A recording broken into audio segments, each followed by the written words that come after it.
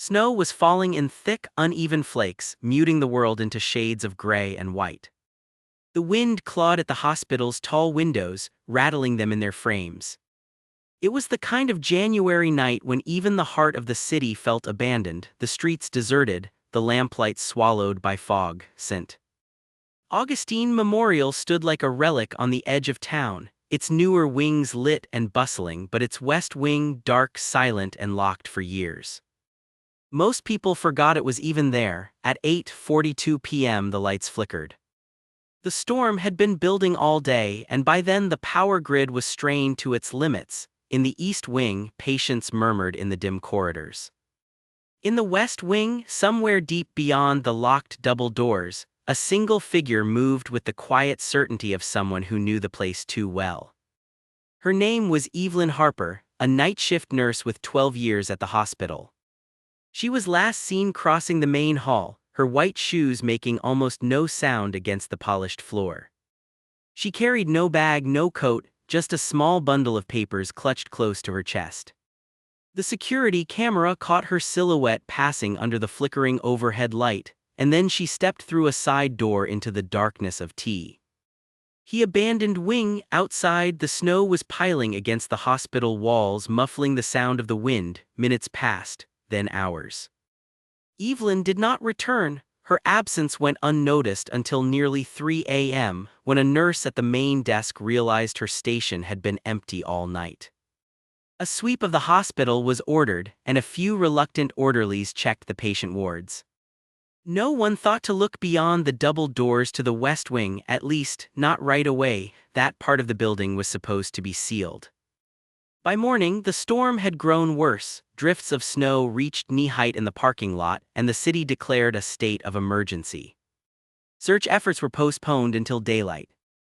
But when daylight came, it revealed nothing. No footprints in the snow leading away from the building, no sign of struggle, no clue as to why Evelyn had gone into the forbidden wing at all.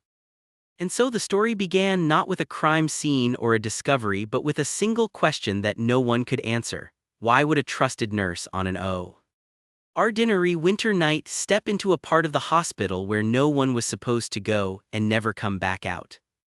Before she became the name whispered in half-forgotten hospital stories, Evelyn Harper lived a life so ordinary it might have slipped past unnoticed. She was 38, unmarried, with a small apartment above a bakery on Ashford Street. Every morning, the smell of fresh bread would drift through her window, mixing with the faint hum of traffic from the main road. She liked to take her tea plain, no sugar, and kept her cupboards neatly arranged with labeled jars. Her neighbors described her as polite, the kind who would smile but never linger in conversation. The postman, Mr. Calloway, remembered how she always accepted her letters with both hands, as though each envelope carried weight. She never seemed to throw any of them away. In fact, her living room had a small desk in the corner, where stacks of neatly tied envelopes sat beside a fountain pen that looked far too old to be in regular use. She had no children, but she was godmother to her younger sister's son, Henry, and on her days off she would sometimes take him to the small botanical gardens outside town. She preferred quiet places, bookshops, the narrow aisles of antique stores, and the hidden alcove of the city library where the old medical journals Ray kept. She was known for her patience with patients, her soft voice steadying the anxious, her hands always warm even in the chill of January. The weeks before her disappearance were uneventful to most eyes. She worked her shifts, ran errands, and on one Tuesday afternoon was seen buying a small bundle of cream-colored stationery from a local shop. The clerk remembered her asking whether the paper was acid-free, so it lasts longer. That same evening she was spotted at a corner table in Clement's Cafe, writing slowly, pausing often, her pen hovering as though she was searching for the right word. There was one odd thing. A colleague, Helen Brooks, recalled that Evelyn had begun carrying an old brass key on a chain around her neck. She never explained it, and when asked, she simply said, "It's for somewhere that doesn't exist anymore." Helen thought it was a joke, though later, she couldn't remember Evelyn ever laughing when she said it. Her apartment was modest but orderly, except for one drawer in her bedroom that she kept locked. When her sister once asked what was inside, Evelyn only smiled and changed the subject. It was this balance of openness and secrecy that made her both familiar and unreadable to the people around her. She could be in a room full of chatter and still seem just slightly apart from it, like a figure behind glass, close enough to see clearly but never see. Lose enough to touch, and yet, for all her quiet ways, there was a sense, subtle but certain, that she was waiting for something, or perhaps someone. Those who knew her well enough to notice would later think back to the moments she seemed distracted, the times she glanced over her shoulder in an empty hallway or paused mid-sentence as though listening for a sound no one else could hear. At the time, no one thought much of it, it was just Evelyn. They didn't realize those small pauses were the edges of a story already unfolding. A story that once she stepped through the West Wing doors would draw everyone into its cold, echoing heart. It was late autumn when the first signs began to surface, though at the time they felt more like passing moments than warnings. Evelyn had always been reserved, but in those weeks she seemed to draw further inward, as if something was quietly pulling her away from the rest of the world. Helen Brooks, who often shared night shifts with her, noticed how Evelyn would sometimes pause in the middle of charting a patient's vitals, her eyes fixed on a far corner of the ward listening. When asked what she was looking at, she'd answer softly, "Nothing, just thought I heard someone." But her voice lacked conviction, and her hands trembled ever so slightly before she returned to her work. In the staff break room, she stopped joining the easy banter. She'd sit at the table with her tea growing cold, flipping absently through old medical magazines. Twice, Helen found her staring at the hospital's floor plans, tracing the lines of the West Wing with the tip of her finger. The West Wing had been closed for nearly 2 decades after a fire gutted part of its upper floor. Everyone knew it was unsafe. Everyone knew it was off-limits, yet Evelyn seemed drawn to it in a way that made Helen uneasy. One night during a shift change, the janitor, Thomas Greer, saw her by the locked double doors leading to that wing. She wasn't trying to open them, just standing there, almost pressed against the frame, as though listening for something on the other side. He joked that she looked like a ghost waiting to go home. She didn't laugh. Instead, she turned slowly toward him and said, "Sometimes it feels like the building remembers." Thomas didn't understand what she meant, and the expression on her face made him decide not to ask. She began receiving mail at the hospital, a curious thing, as personal letters were usually sent to staff homes. The envelopes were pale blue, their return address smudged, and she would tuck them quickly into her pocket without opening them in sight of others. When Helen teased her about having a secret admirer, Evelyn simply said, "Not secret, just forgotten." Her routines shifted too. She started taking her meal breaks alone in the old records room on the second floor, where the dust was thick and the air smelled faintly of mildew. That room, unused for years, was close to the sealed West Wing. Once Helen passed by and heard the creak of a chair inside, followed by the faint scrape of metal against metal, like a cabinet being opened. When she stepped in, Evelyn was alone, sitting at the desk with a closed folder in front of her, her expression guarded. The strangest moment came just days before she vanished. During a particularly heavy rain, Helen and Evelyn were finishing a late shift. As they walked toward the staff exit, Evelyn stopped suddenly, tilted her head and whispered, "Do you hear that?" Helen listened, hearing only the distant hum of generators. Evelyn's eyes widened just slightly and she said, "If you ever hear them calling your name, don't answer." She didn't elaborate, and when Helen pressed her, Evelyn smiled in a way that felt more like a warning than a reassurance. Looking back, these moments seemed like bright red threads stitched through the fabric of her final days, but at the time, no one tied them together. They were fragments, odd remarks, fleeting glances, unexplained absences. Pieces that only began to make sense when the night came, and she walked willingly into the part of the hospital everyone else had learned to avoid. January 14, 1987 was a Wednesday, the kind of winter night that made every surface brittle with cold, the air sharp enough to sting your lungs. Outside, snow had been falling since mid-afternoon, layering the streets in thick silence. Inside, St. Augustine Memorial, the fluorescent lights hummed softly, a steady contrast to the storm's muted roar beyond the walls. Most of the hospital had settled into its routine, the night shift exchanging small talk over coffee, the low beep of monitors in patient rooms, the SQ. Uck of carts rolling down the hall. Evelyn was scheduled until 2 a.m. that night, working the East Wing, around 8:30 p.m.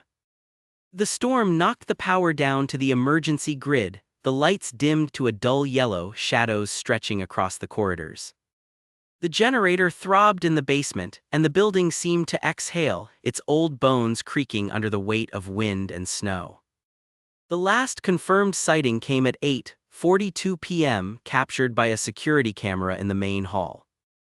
Evelyn appears from the east corridor, walking with a deliberate, unhurried pace. She isn't wearing her coat.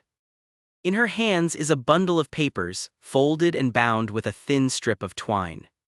She keeps her eyes forward, not glancing toward the desk where two orderlies are speaking quietly.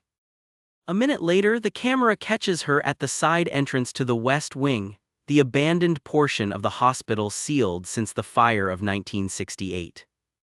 The double doors are closed, but she produces a small brass key from the chain around her neck. She unlocks the first door, steps inside, and lets it close behind her. The second door swings open just enough to show a sliver of darkness beyond, then clicks shut. Thomas Greer, the night janitor, walked past those doors only moments later, pushing a mop bucket. He noticed the faint smell of antiseptic drifting out, something that shouldn't have been there. Those halls hadn't been cleaned in decades. He didn't think much of it at the time, assuming a draft had carried the scent from somewhere else. From that moment on, Evelyn was no longer in any active part of the hospital. She didn't return to her station, didn't clock out, and no one heard her voice again. Her absence went unnoticed for hours. The staff assumed she was with patients, checking charts, doing her rounds. It wasn't until the end of her shift, when Helen Brooks went looking for her, that the first uneasy whispers began. Helen retraced the routes Evelyn might have taken: patient rooms, the records office, even the small staff lounge. She found nothing. The snow outside was unbroken, the main exits untouched. The only path unsearched was the West Wing, and no one wanted to go there in the middle of a blackout. By the time the first search began, the storm was in full force, shaking the windows and rattling doors. The West Wing remained sealed, at least to anyone without a key. And somewhere in the shadows behind those doors, Evelyn had vanished as completely as if she'd stepped out of the world itself. The search began just after dawn, when the storm had eased enough for people to move through the building without fear of losing power entirely. The snow outside lay in deep drifts, untouched except for the narrow path carved by the maintenance crew from the parking lot to the main entrance. The air inside was heavy, with the faint smell of stale coffee and disinfectant. Staff huddled in the main lobby, their faces pale from fatigue and worry, while a small team prepared to sweep the hospital from top to bottom. Helen Brooks led the way, along with Thomas Greer and two security officers, both carrying flashlights. They started with the East Wing, retracing Evelyn's rounds from the previous night. Each room was checked, beds neatly made, patients asleep or being tended by nurses who shook their heads when asked if they'd seen her. In the cafeteria, a single mug of tea sat cold on a table, its steam long gone, a lipstick smudge at the rim. Helen thought she recognized the color. The stairwells echoed with their footsteps as they moved upward, opening supply closets, calling her name into the empty halls. Every corner they turned brought only silence. By mid-morning, the frustration was building. Helen kept saying she didn't believe Evelyn had simply walked out. There were no footprints, no gaps in the snow, and no way she could have left with passing the main security desk. When the search reached the second floor, Thomas hesitated outside the locked double doors of the West Wing. The brass padlock hung there, closed tight. He pointed out that only a few keys existed, most of them locked in the administrative office. Still, Helen thought about the small chain Evelyn always wore under her uniform. No one said it out loud, but each of them was wondering the same thing. Security radioed the head nurse, asking for permission to open the wing. The reply was curt, not until the structural integrity could be checked. The West Wing, after all, had been deemed unsafe years ago. Too much risk, too many stories about loose wiring, asbestos, and collapsing ceilings. Frustrated, the team split into smaller groups, scouring storage areas, the old laundry room, even the boiler space in the basement. Down there, the heat from the pipes made the air thick and damp, and the dim bulbs threw long shadows along the brick walls. One of the officers thought he heard something, a faint metallic tap, but after standing still for a full minute, there was only the hum of the generator. RBY late afternoon, the search had expanded to the hospital grounds. Maintenance checked the delivery bays, the trash compactors, and the shed where spare gurneys were stored. The snow told the same story everywhere. No fresh tracks, no sign of movement beyond the main pathways cleared that morning. In the end, the first day closed with nothing, no trace of her, no clue as to where she'd gone. Helen sat in the empty staff lounge after everyone else had gone home, staring at the West Wing doors from across the hall. She swore she saw a flicker of light behind the small square of glass in one of the doors. But when she stood and crossed the hall to look, the glass showed nothing but darkness. The following morning broke with a pale, hesitant light, the kind that made the world feel both quiet and unsettled. Michael sat at his kitchen table, coffee untouched, staring at the folded piece of paper he had found wedged under his front door. It had no name, no signature, just a few lines in hurried handwriting that seemed almost to tremble across the page. You don't know the whole story. Meet me before you decide anything. 7 p.m. at the old pier. His first thought was to ignore it. The last few days had already been tangled enough, each hour pulling him deeper into questions he didn't want to ask. But there was something about the way the letters leaned forward on the page, urgent yet fragile, that made him hesitate. Someone wanted to be heard. And a part of him, the part he usually tried to silence, couldn't walk away from that. By late afternoon, the sky had shifted to a muted gray, the kind that made the ocean look heavier, darker. The old pier sat at the edge of town, a half-forgotten stretch of wood and rusted railings where tourists rarely went anymore.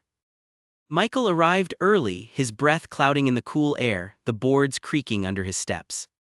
He leaned against a weathered post, scanning the horizon, wondering if this was some elaborate trick or something far worse. A figure appeared at the far end, moving slowly as though measuring each step.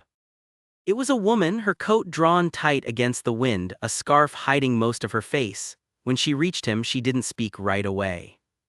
Instead, she pulled a small envelope from her bag and held it out, her hand trembling slightly. "This isn't about what you think," she said at last, her voice low, almost swallowed by the wind, "and it's not just about you." He took the envelope, feeling the weight of something inside, thicker than paper, softer than metal. He opened it just enough to glimpse a faded photograph. Two men stood side by side, their uniforms dusty, their smiles uneven. One of them was his father, the other Michael had never seen before. Before he could ask, she glanced over her shoulder as if making sure they weren't being watched. "They've kept this quiet for decades.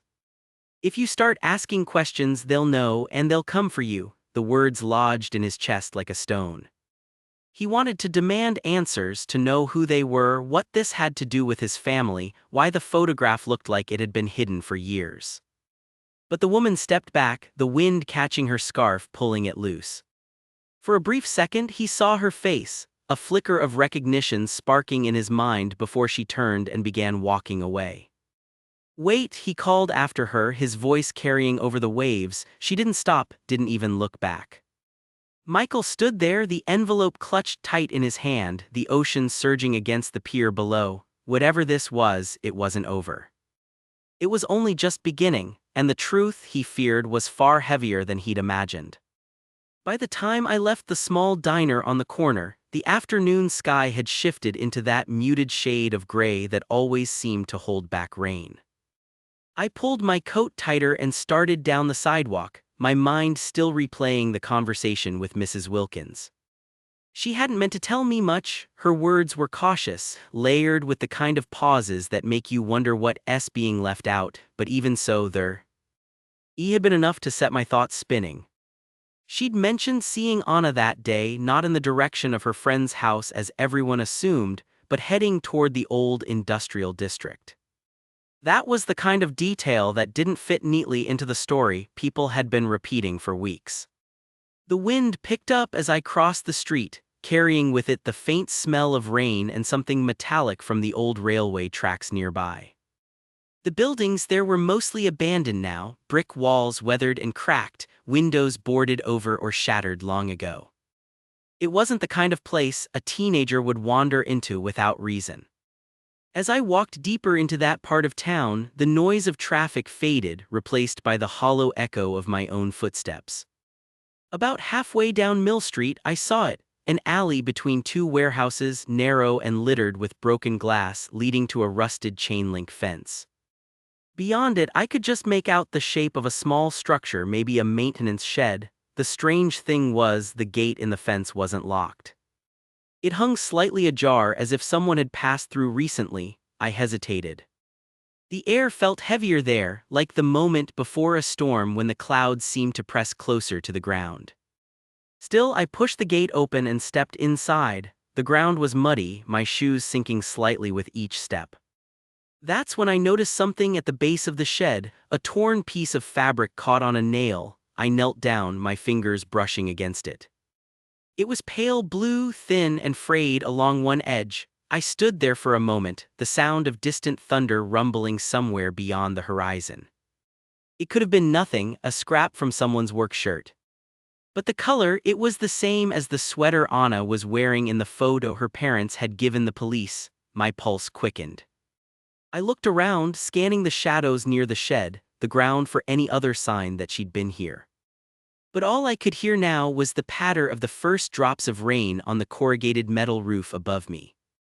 Somewhere in that quiet and that smell of wet earth, I felt the shift. This wasn't just a rumor anymore, something had happened here. And I was standing in the middle of it. The rain hadn't stopped all afternoon. It tapped against the windows in a steady rhythm, filling the small room with a sound that felt both comforting and unsettling. I sat at the kitchen table, my fingers wrapped loosely around a mug of tea I'd forgotten to drink. Across from me, Emily leaned forward, her voice low, as if the walls themselves might be listening. "They told me not to say anything," she murmured, glancing toward the hallway, "but I can't keep this to myself anymore." Her hands trembled as she pushed a folded piece of paper toward me. The paper was creased and worn, the edges soft from being handled too often. I hesitated before unfolding it. Inside was a short message, written in hurried, uneven handwriting.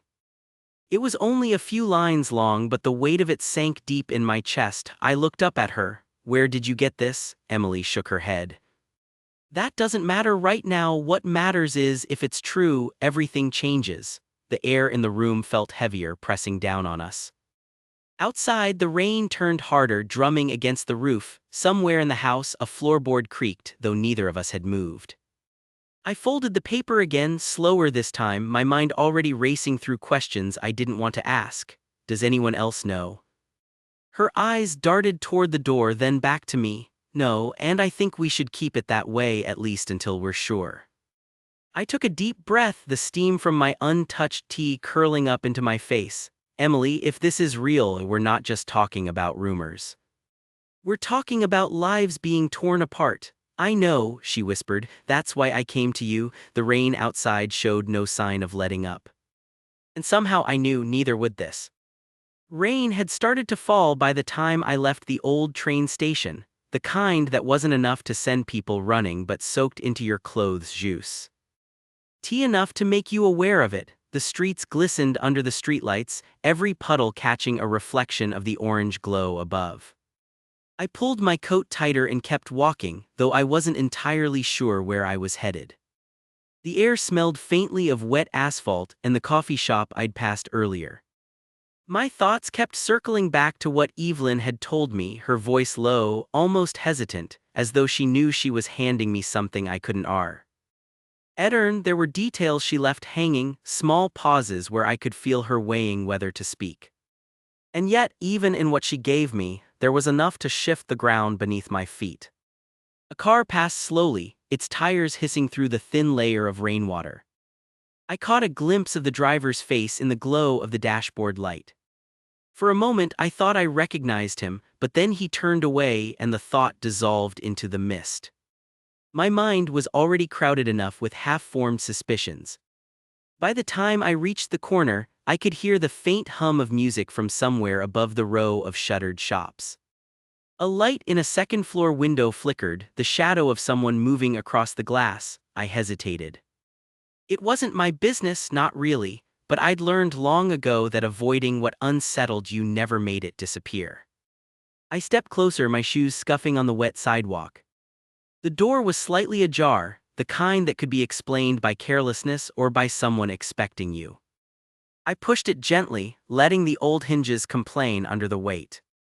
Inside, the air was warmer, carrying a faint trace of tobacco and something floral, maybe an old perfume lingering in the wallpaper.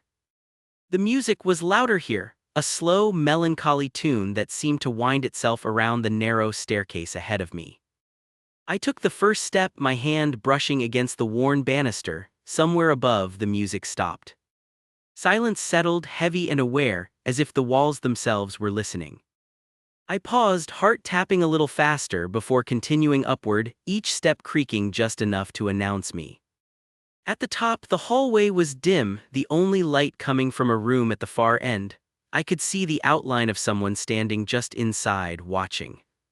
They didn't move, not even as I drew closer, and in that stillness I realized whatever Evelyn had set in motion wasn't finished, not yet. The rain had stopped by the time I stepped outside, though the streets still glistened under the dim orange glow of the street lamps. It was late, too late for most people to still be awake, but I couldn't stand the thought of sitting in my apartment any longer. My mind had been a tangle of thoughts all evening, looping back to that single conversation with Claire in the cafe, the one that had changed the way. I saw everything. I walked without purpose, hands buried deep in my coat pockets, my breath turning white in the night air. Somewhere in the distance, a train rumbled, the sound fading quickly as though it had passed through my thoughts without stopping. I tried to picture what life would be like if I simply let things be, if I chose the quieter road, the safer one. But then I remembered the way Claire had looked at me, like she knew exactly what I was holding back and how dangerous it was to keep pretending. By the time I reached the old park, the benches were slick with rain. I sat anyway, ignoring the cold seeping through my jeans. Across the street, the bakery was still lit, the owner inside stacking trays for the morning. The smell of bread drifted faintly through the air, warm and oddly comforting. I wondered if he ever felt trapped in routine or if that was his peace, knowing exactly what each day would bring. My phone buzzed in my pocket. I didn't look right away, half expecting it to be another meaningless notification, but it was a message from Claire, just 3 words: "You were right." I stared at it for a long time, my mind trying to catch up with the sudden weight of it. About what? About us? About the truth we hadn't dared to speak aloud. The words pulsed on the screen like a heartbeat, and I felt something inside me loosen just slightly. I typed back slowly, each letter deliberate. "Then you know what I have to do." I hit send before I could hesitate. The park was quiet again, the night holding its breath. Somewhere deep down, I knew this was the last calm moment before everything shifted, before the choice I had been avoiding would finally take shape. And for the first time in weeks, I didn't feel afraid. I just sat there, letting the street lamps hum above me until the world felt ready to move again. Some stories never give us every answer, and maybe they're not meant to. What happened in those final, unrecorded moments will stay in the shadows, locked away with the people who lived them. But the echoes of their choices still ripple forward, touching lives they never knew. That's what makes this more than just a story. It's a reminder that truth has a way of surfacing, even when buried deep. If this journey kept you wondering, share it with someone else who loves a good mystery. And if you want to uncover more untold histories and strange disappearances, make sure you subscribe and turn on notifications. The next story might just change the way you see the past, and maybe even the present.